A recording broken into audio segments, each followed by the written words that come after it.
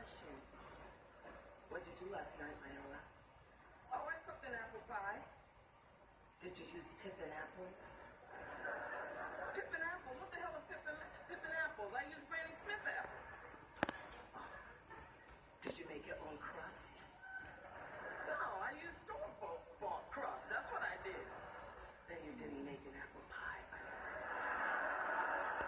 Well, that's because I spent all my time making my collard greens. I make the best collard greens. I use smoked turkey, chicken broth, and my special barbecue sauce. Silence. I shut her down.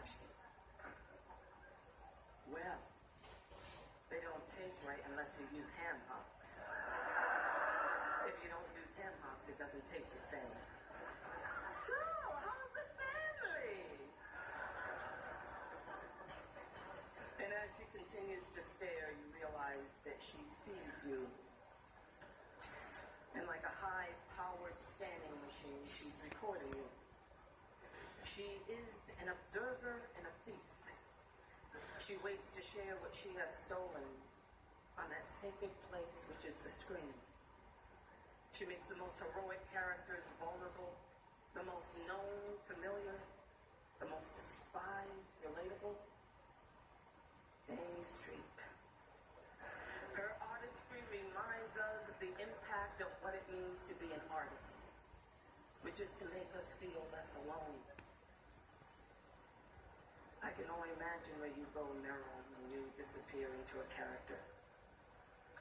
I imagine that you're in them, patiently waiting, using yourself as a conduit, encouraging them, coaxing them to release all their mess, confess, expose, to live.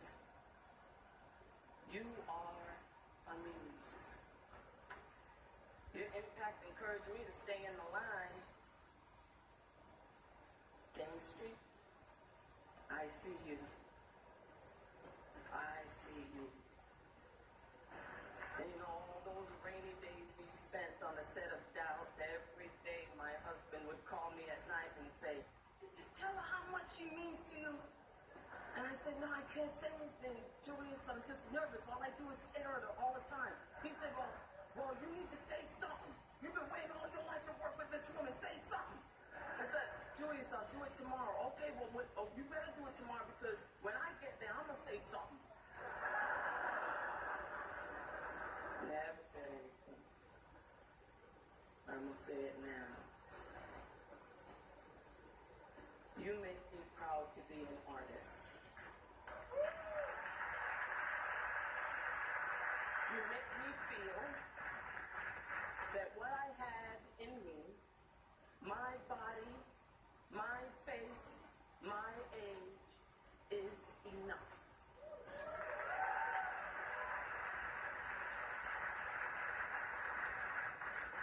You encapsulate that great Emile Zola quote that if you ask me as an artist what I came into this world to do, I, an artist, would say I came to live out loud.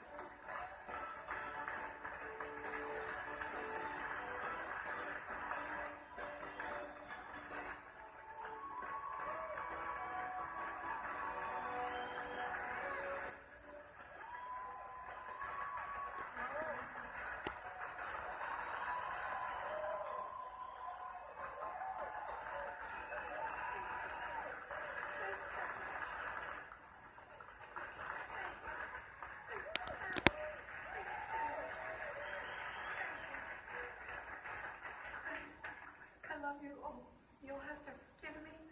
I've lost my voice in screaming and lamentation this weekend. And I have lost my mind sometime earlier this year, so I have to read.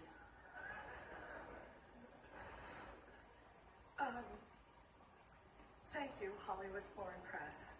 Just to pick up on what Hugh Laurie said, you and all of us in this room really belong to the most vilified segments in American society right now. Think about it. Hollywood, foreigners, and the press. But who are we? And what is Hollywood anyway? It's just a bunch of people from other places. I was born and raised and educated in the public schools of New Jersey. Viola was born in a sharecropper's cabin in South Carolina, came up in Central Falls, Rhode Island. Sarah Paulson was born in Florida, raised by a single mom in Brooklyn. Sarah Jessica Parker was one of 7 or 8 kids from Ohio. Amy Adams was born in Vicenza, Veneto, Italy. And Natalie Portman was born in Jerusalem. Where are their birth certificates?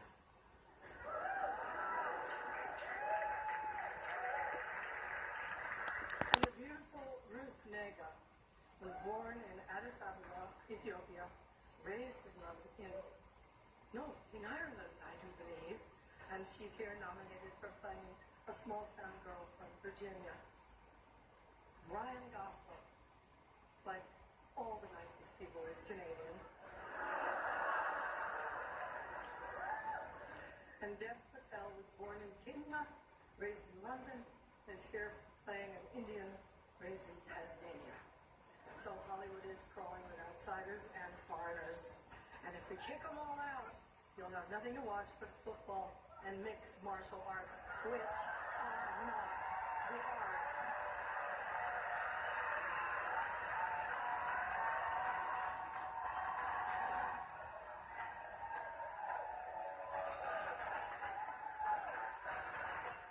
They gave me 3 seconds to say this. An actor's only job is to enter the lives of people who are different from us and let you feel what that feels like. And there were many, many, many powerful performances this year that did exactly that. Breathtaking, compassionate work. But there was one performance this year that stunned me. It sank its hooks in my heart. Not because it was good. There was nothing good about it.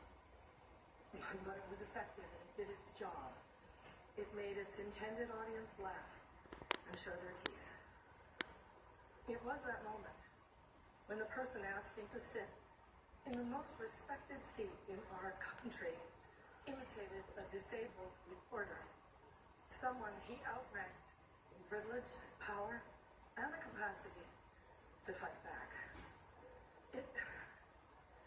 It kind of broke my heart when I saw it, and I still can't get it out of my head because it wasn't in a movie.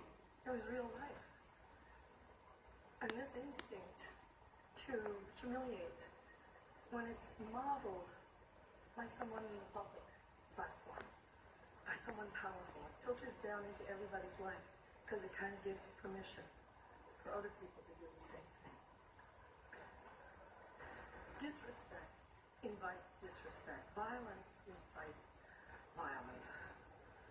When the powerful use their position to bully others, we all lose. Okay, go. Okay, this brings me to the press. We need the principled press to hold power to account, to call them on the carpet for every outrage.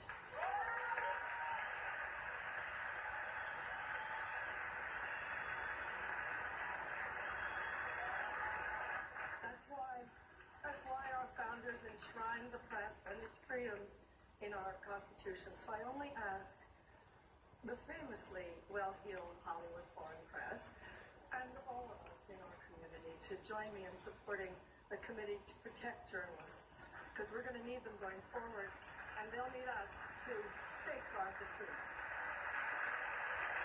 One more thing.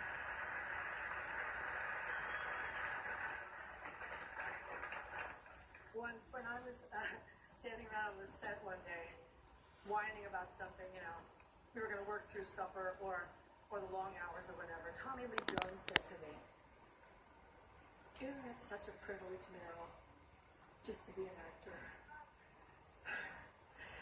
Yeah, it is. And we have to remind each other of the privilege and the responsibility of the act of empathy. We should all be very proud of the work Hollywood honors here tonight.